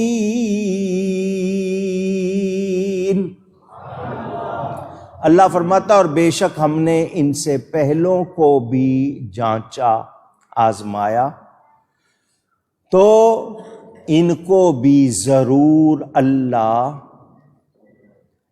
جانچے گا، سچوں کو بھی دیکھے گا اور ضرور جھوٹوں کو بھی دیکھے گا۔ اللہ ظاہر کر دے گا کون سچا ہے اور کون جھوٹا۔ ایمان کا دعویٰ سب کرتے ہیں، سب کلمہ پڑھتے ہیں، کہتے ہیں لا الہ الا اللہ محمد الرسول اللہ صلی اللہ علیہ وسلم۔ سب کہتے ہیں ہم اللہ کو مانتے ہیں، اللہ کے سوا کوئی عبادت کے لائق نہیں، محمد صلی اللہ علیہ وسلم اللہ کے رسول ہے۔ یہ کلمہ پڑھ کے سب دعویٰ کرتے ہیں سچے ہونے کا۔ اللہ آزمائے گا، کیونکہ سچے جھوٹے کا پتہ چلتا ہے تو امتحان میں چلتا ہے۔ کسوٹی جانتے ہیں؟ پنجاب والے کس وٹی کہتے ہیں۔ ایک چھوٹا سا پتھر ہوتا ہے جس پہ سونے کو رگڑ کے دیکھتے ہیں کہ اصلی ہے یا نہیں، پرکھا جاتا ہے۔ دعویٰ تو سب نے ایمان کا کیا ہے، کون سچا ہے کون نہیں اللہ جانتا ہے، مگر اللہ امتحان کرتا ہے تاکہ ظاہر کر دے کہ کون سچا ہے اور کون اونچی۔ یہ سورہ العنکبوت، اس کی میں نے یہ ابتدائی آیتیں آپ کے سامنے پڑھی۔ انشاءاللہ اس کی تفسیر آگے والد صاحب قبلہ نے سورہ فاتحہ سے شروع کیا تھا، سورہ توبہ تک بیان ہوا، وہاں سے آگے آج یہاں تک آئے ہیں، 20واں پارہ ہے اس کا یہ تیسرا حصہ اور یہ 19ویں سورت ہے۔ اللہ نے چاہا سارا بیان ہوگا۔ گفتگو میں مجھ سے کوئی غلطی ہوئی ہو، اللہ تعالیٰ کی بارگاہ میں توبہ کرتا ہوں، اس کے رسول کی بارگاہ میں توبہ کرتا ہوں۔ وآخر دعوانا ان الحمد للہ رب العالمین۔ اب سب کا شکریہ ادا کرنا ہے، جتنے یہاں اور دنیا بھر میں جتنے دیکھ رہے ہیں، کیونکہ اب یہ ٹیکنالوجی ہے، یہ لائیو جاتا ہے اور دنیا کے کئی ملکوں میں یہ خطاب سنا جاتا ہے، تو جہاں جہاں تک آواز جا رہی ہے ان سب کا بھی شکریہ، جنہوں نے محبت سے، عقیدت سے، احترام سے، اہتمام سے، جوش سے حضرت خطیب اعظم رحمۃ اللہ علیہ کا سالانہ عرس منایا، یوم خطیب اعظم منایا، اکیلے منایا، مسجد میں منایا، مدرسے میں منایا، گھروں میں منایا، اداروں میں، جہاں جہاں بھی ایصال ثواب کیا گیا، جن لوگوں نے حصہ لیا ان سب کا شکریہ۔ اللہ سب کا ہدیہ قبول فرمائے اور سب کو جزائے خیر عطا فرمائے۔ مرکزی تقریبات یہاں ہوئی تھیں پچھلے جمعے، عالمی سالانہ یوم خطیب اعظم، ماشاءاللہ 46 ملکوں سے 47 ملکوں سے خبریں آئیں کہ انہوں نے منایا۔ اللہ تعالیٰ قبول فرمائے۔ آئندہ عرس کا آپ کو بتا دیا تھا، 40واں عرس 9-10 فروری 2023 میں انشاءاللہ منایا جائے گا۔ ابھی سے ایصال ثواب آپ جمع کرنا شروع کر دیں تاکہ اس وقت اس سال سے بھی زیادہ ایصال ثواب کیا جائے۔ اس سال 10 لاکھ قرآن اور 1.25 خرب درود شریف پیش کیا گیا، الحمدللہ۔ تو آئندہ سال اس سے بھی زیادہ اللہ توفیق دے۔ جتنے لوگوں نے اس میں تعاون کیا اللہ ان سب کو جزائے خیر عطا فرمائے۔ ایک ایک کا الگ الگ شکریہ تو ادا نہیں ہو سکتا، دعا ہم نے سب کے لیے کی تھی، خاص طور پر جنہوں نے مالی طور پر بھی حصہ لیا، ویسے بہت تعاون کیا، ان سب میں جتنے تھے اللہ ان سب کا ہدیہ قبول فرمائے۔ تو یہ شکریہ بھی ادا کرنا تھا آپ کا۔ اس کے علاوہ جناب عبدالحمید صاحب چودھری یوبا سٹی کے، اقبال مرزا صاحب نیو یارک کے، اور پرویز اشرف صاحب، حافظ وحید صاحب گجرانوالہ کے، اور فوزیہ عبدالقادر صاحبہ وہ ساؤتھ افریقہ، ان لوگوں نے بہت زیادہ تعاون کیا، اللہ ان سب کو جزائے خیر عطا فرمائے۔ جناب سلیمان رفیق سلیمان صاحب ہر سال یہ جو بریانی بنتی ہے اس میں وہ خاص کردار ادا کرتے ہیں، اللہ ان کو بھی جزائے خیر عطا فرمائے۔ میں آپ کو پتہ ہے چندہ نہیں کرتا، سارا خرچ خود کرتا ہوں، لیکن جنہوں نے محبت سے بیچ میں ڈالا اللہ ان کو بھی جزائے خیر عطا فرمائے۔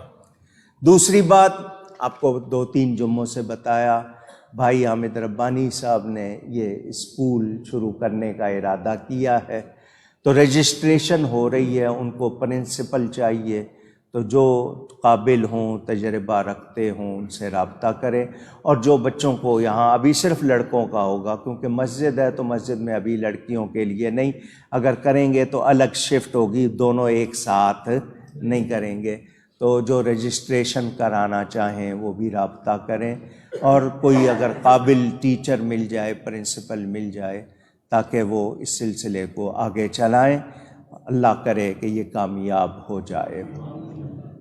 اگلی بات آپ سے یہ کرنی ہے،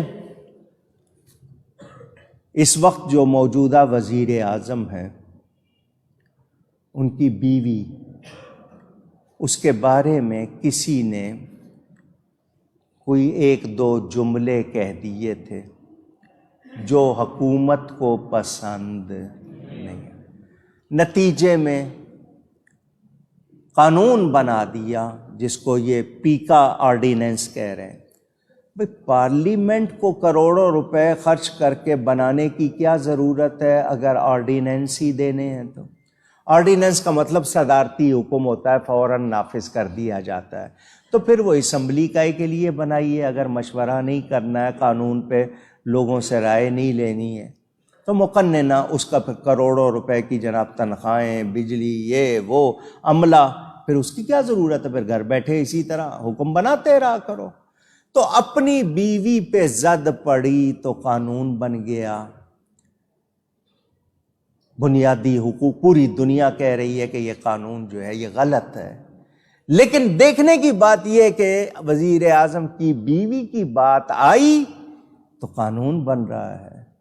نبی کے خلاف کچھ کہے، صحابہ کے خلاف کچھ کہے، اہل بیت کے خلاف کچھ کہے، اولیاء کے خلاف کچھ کہے تو کوئی قانون عمل میں آتا نہیں، بنایا ہوا ہے، لیکن آج تک اس کے حوالے سے کسی کو سزا نہیں ہو سکی، کیونکہ کسی کو سزا دینے لگتے ہیں تو یہ اس کو باعزت دوسرے ملک میں بھیج دیتے ہیں، فرار کرا دیتے ہیں گستاخ کو، اور اپنے نامہ اعمال میں ڈالتے ہیں ہم نے رہا کیا۔ فکر نہ کرو قیامت میں تمہاری ہی پکڑ ہوگی، اور ایسی ہوگی کہ یاد کرو گے۔ تو پوچھنا یہ ہے کہ وزیروں کے لیے کہ وزیر کو کچھ کہہ دے تو قانون ہے، نبی ولی کو جو مرضی کہتے رہے، تم لوگ جوش میں نہیں آتے ہو؟ تو اس کا مطلب تمہارے اندر ایمان کی غیرت، حمیت نہیں ہے۔ تو سوچو، یہ تمہاری کرسی 2 دن کی ہے، پائے تو اس کے ہر وقت ہلتے رہتے ہیں، 2 سال 4 سال 5 سال، پھر اس کے بعد کیا ہوگا؟ قبر کی اندھیری رات کو سوچو، حشر کے میدان کو سوچو، اور کسی گستاخ سے رعایت کرنے سے پہلے سوچ لو وہ تمہارا گستاخ نہیں ہے، وہ اللہ کی بارگاہ کا مجرم، وہ رسول کی بارگاہ کا مجرم، اس کے ساتھ رعایت ہو سکتی۔ صحابی کی توہین کرنا نبی کی توہین ہے، اللہ نے ان کا انتخاب کیا ہے، یہ تم رب پر کوئی الزام لگا رہے ہو؟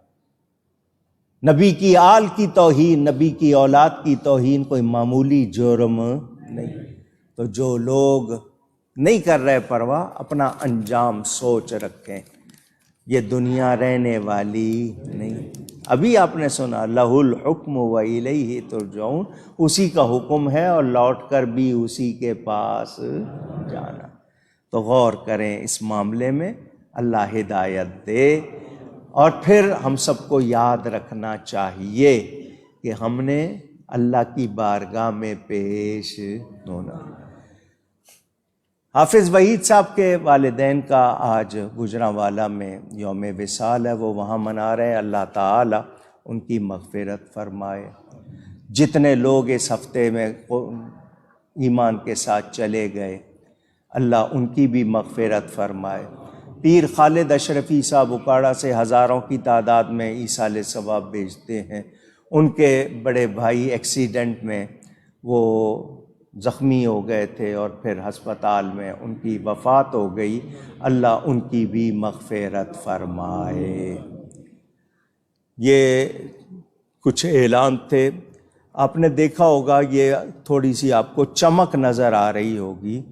یہ جو لکھائی ہوئی تھی نا، اس پر کچھ میل جم گئی تھی، تو اس پر کام شروع کرایا ہے، رگڑائی کرائی ہے، ساری پالش ہو رہی ہے، پورے جہاں جہاں ماربل لگا ہے۔ وہ جو حاجی صاحب آتے ہیں وہ پلر بنا رہے ہیں، کچھ انہوں نے بنا دیے ہیں، کچھ ابھی باقی ہیں۔ تو یہ سارا کام پالش کا بھی ہو رہا ہے، باہر کے فرش کا بھی۔ رمضان سے پہلے کوشش کر رہے ہیں کہ آپ کے لیے مسجد میں اور زیادہ یہ آسانیاں ہو جائیں۔ اللہ تعالی خیر فرمائے۔ آپ کو پتہ ہے ہر چیز مہنگی ہو گئی، جس کا ریٹ مہینہ پہلے کچھ تھا اب ڈبل، اور لوگوں کے پاس پہلے ہی ہوتا ہے، وہ ریٹ بڑھنے سے پہلے ہی ذخیرہ کر لیتے ہیں، بعد میں مہنگا کر کے بیچتے ہیں۔ وہ پالش والا بھی بتا رہا تھا کہ جو وہ کاغذ 13 روپے کا لیتا تھا نا ریگ مال، وہ اب 50 روپے کا ہو گیا۔ اندازہ کریں، اور پھر شارٹیج بھی کر دیتے ہیں، تو مہنگائی بہت۔ بہرحال یہ ابھی سارے پلر وغیرہ یہ سب پالش ہوں گے، آپ کو امید ہے بہت جلد یہ ساری چمک نظر بھی آئے گی، آپ دیکھ رہے ہوں گے۔ دعا بھی کیجیے گا، تعاون بھی کیجیے گا۔ اللہ تعالی خیر فرمائے۔